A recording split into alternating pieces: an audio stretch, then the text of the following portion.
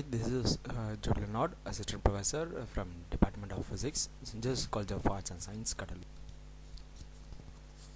Today we are going to discuss about the basic concepts in nuclear physics, and fundamentally we know that composition of matter is of three types. These are fundamental particles, namely electron, proton, neutron, and here are the masses of electron, proton, and neutron. These are the fundamental particles, and these values are approximation. And the definition for this nucleon is a combined particle of proton or neutron, and the basic concept, that is the atomic number, which is denoted by Z, of an element is equal to the number of protons in the nucleus of that particular element. Mostly it is equal to the number of electrons too. And the mass number A, it is denoted as A of an element, and it is equal to the total number of nucleons, and nucleons fundamentally refers to protons and neutrons. Next one is nuclear size. Then what do you mean by nuclear size? Is it is approximately taken as a spherical in nature, because it has a least surface area, and the nuclear density remains approximately constant. It is considered as a constant over most of the nuclear volume. This means the nuclear volume is proportional to, and the equation is R is directly proportional to A to the power of 1 by 3, where we know that A is mass number and it is proportional to the radius. And here it is R is equal to R naught, A to the power of 1 by 3, where R naught is the least distance, and the value of R naught constant is 1.48 Fermi. The next important term is atomic mass unit. What do you mean by that? Atomic mass unit is 1/12 of the carbon atom, and it is a mass of 1/12 of the carbon atom, and it is the value is 1.66 to the power of minus 27 kg. It is converted in terms of kilograms. And when we convert the fundamental particles in terms of AMU, the values are given 1.007276 for proton, and neutron 1.008, and for electron it is 0.0055, and for 1H1 for hydrogen atom, so it is 1.007 of AMU. And the common fundamental in physics is the conversion of mass energy.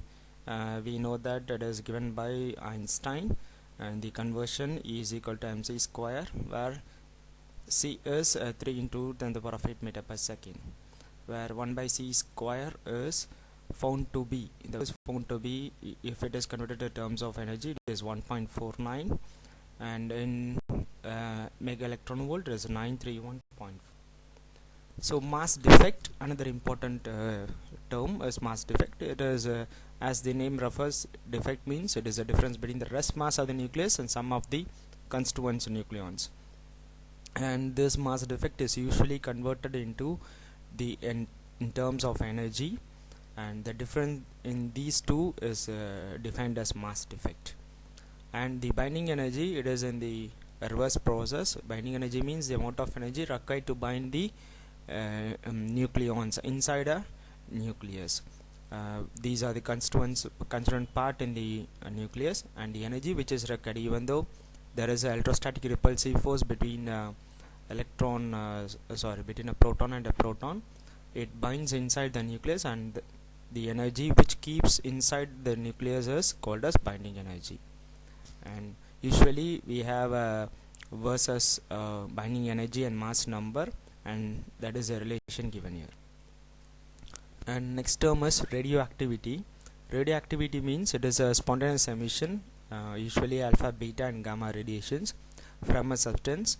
As the name refers, spontaneous emission, we can't go and induce it. It is not an induced emission, it is spontaneous emission, radioactivity.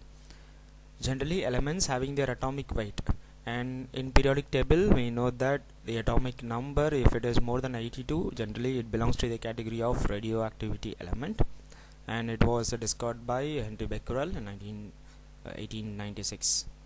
The properties, as you know, the ionization power, it is categorized in terms of composition, ionization power, and penetration power.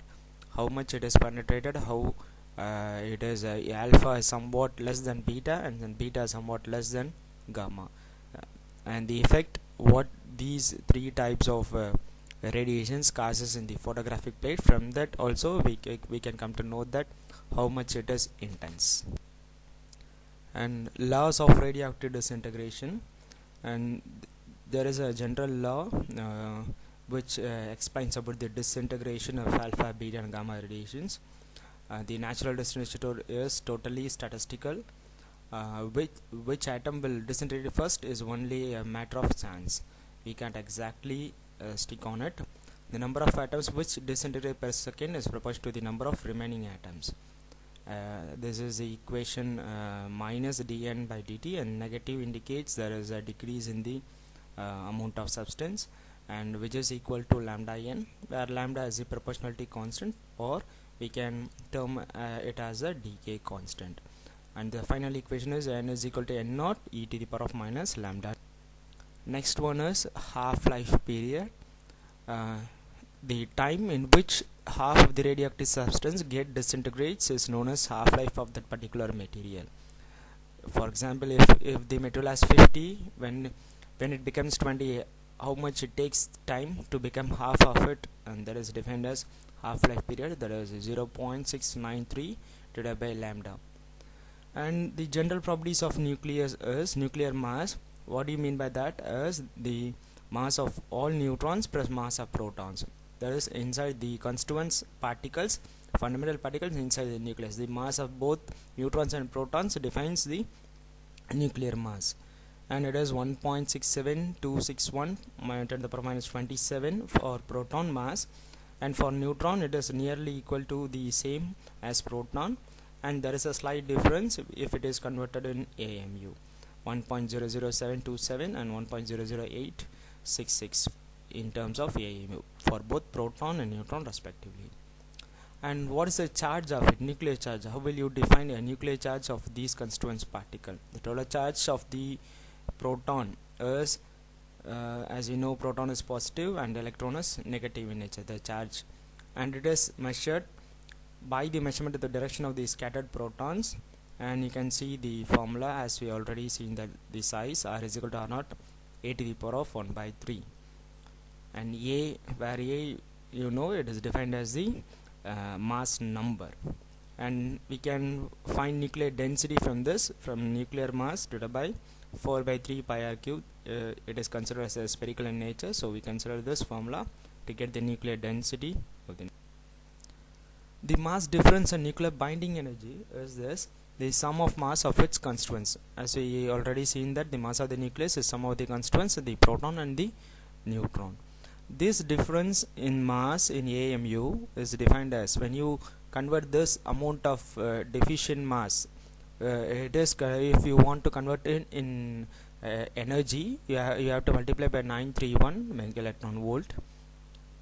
And the general types of nuclear forces is, it is one of the strongest force, as we know that a nucleus contains of positively charged protons and uncharged neutrons. Protons are positive and electrons are negative, which is outside the nucleus, and inside the nucleus proton and neutrons are uncharged. It is no charge is available for a neutron. A repulsive force works between the protons inside the nucleus. As I already mentioned, the Coulomb of force of repulsion is experienced by the protons inside the nucleus. Since the Yukawa's force is somewhat high, it binds the force, even the force is higher than the force of repulsion between a proton and proton, which keeps the proton inside the nucleus. So the repulsive force acts inside the proton, as Coulomb prescribed. It is Coulomb's force. The nuclear force overcomes these repulsive force to give a stable nucleus. Once and for all, if it is not okay with the repulsive force, if it is more than the force, nuclear force, the nucleus is not, seems to be a stable one, and it starts a disintegration. And protons and neutrons can be converted into each other by exchange of new particle called meson, and this is in another term the Yukawa particle, the meson. It is converted into proton and neutron, and proton and neutron and proton. And this force, the nuclear force, was defined by Kowa 1935. And there are types of mesons: pi plus, pi minus, or pi naught. Neutron, when it is converted into a proton, it is accepting pi plus meson, and gets converted into proton, and vice versa. If a proton is ejecting pi plus meson, it is converted into a neutron. A neutron by ejecting a pi minus meson converted into a proton, and a proton, when it accepts the pi minus, it is converted into a neutron. Two neutrons can exchange pi naught mesons, which results in the exchange forces between them.